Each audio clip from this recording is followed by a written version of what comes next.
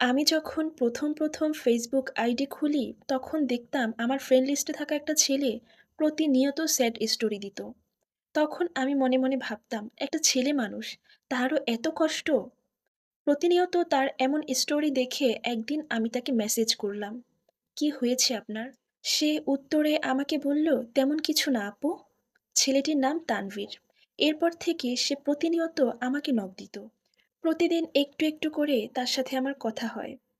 কথা হতে তার প্রতি আমি অনেকটাই দুর্বল হয়ে যাই। এক পর্যায়ে সে আমাকে প্রপোজ করে। কিন্তু তখন আমি তাকে কিছুই বলিনি। তার প্রতি আমার খুব মায়া হয়ে যায়। সে আবারও আমাকে প্রপোজ করে। তখন আমি আর নিজেকে সামলাতে পারিনি। আমিও হ্যাঁ বলে দেই। এরপর থেকে আমাদের মাঝে কথা হতে আমাদের ভালোবাসাটা আরো গভীরে চলে যায়। আমরা দুজন দুজনকে খুব ভালোবেসে ফেলি। এর কয়েকদিন পর সে অসুস্থ হয়ে যায়। সে অসুস্থ হওয়ার পর থেকে তার সাথে আমার আর কোনো যোগাযোগ নেই। আমি অনেকভাবে তার সাথে যোগাযোগ করার চেষ্টা করেছি। কিন্তু কিছুতেই তাকে আমি খুঁজে পাচ্ছি না। আমি খুব কান্নাকাটি করি। এমনকি আমি তার বাসার মানুষকে কল দিয়েও বিরক্ত করেছি। শুধুমাত্র তার সাথে একটা মিনিট কথা বলার জন্য।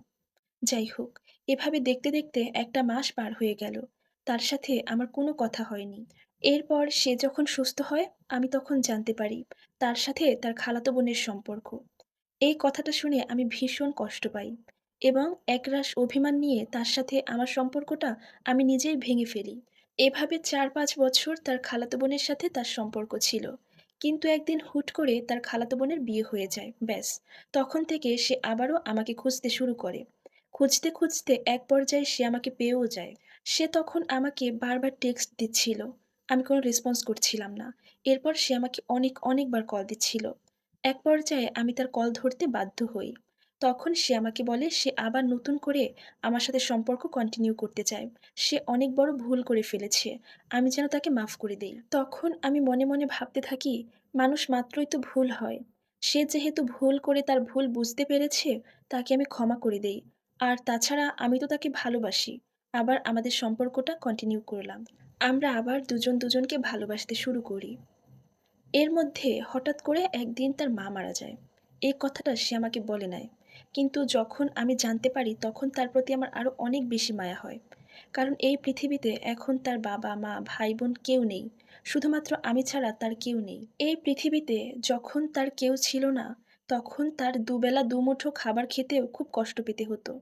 সে দুবেলা খাবার খেতে পারত না। তখন আমি তাকে খুব রিকোয়েস্ট করতে থাকি, "একটা কিছু করো।" আমি তাকে এভাবে বুঝিয়েছিলাম যে, "তুমি যদি এখনো কোনো কাজবাজ না করো, তাহলে হয়তো আমাদের সম্পর্কটাও আর বেশিদিন থাকবে না।" এর এক পর্যায়ে সে বাসা থেকে বের হয় কাজের উদ্দেশ্যে। কিন্তু সে প্রথম কোনো কাজ পাচ্ছিল না। খেয়ে না খেয়ে তাকে দিন পার করতে হতো। এভাবে দেখতে সে একটা ভালো চাকরি পেয়ে যায়। এখন আলহামদুলিল্লাহ তার ২ টা পরিবার চালানোর ক্ষমতা আছে।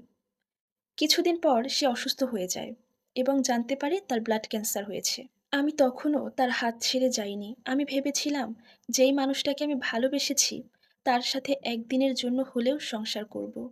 কিন্তু ওই মানুষটার যখন অনেক টাকা হলো, সে আস্তে আমাকেই ভুলে যেতে চাইল। সে আগের মতো আমাকে আর কল করে না, আমার কোনো খোঁজ খবর নেয় না।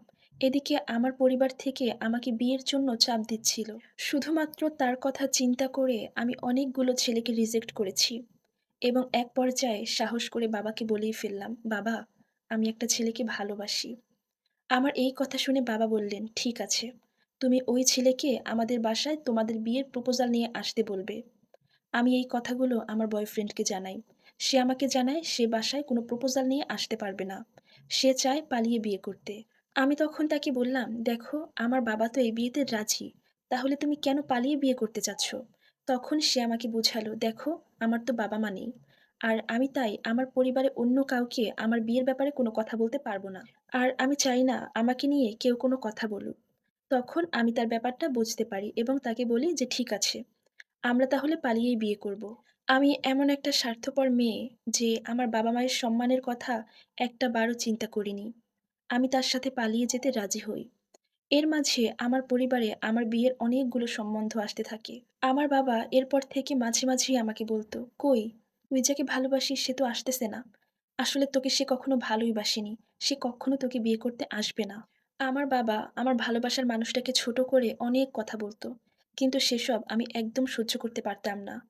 আর এটা নিয়ে বাসায় অনেক ঝামেলা করতাম। এখন আমি আমার পরিবারের সবার কাছে খারাপ হয়ে গেছি।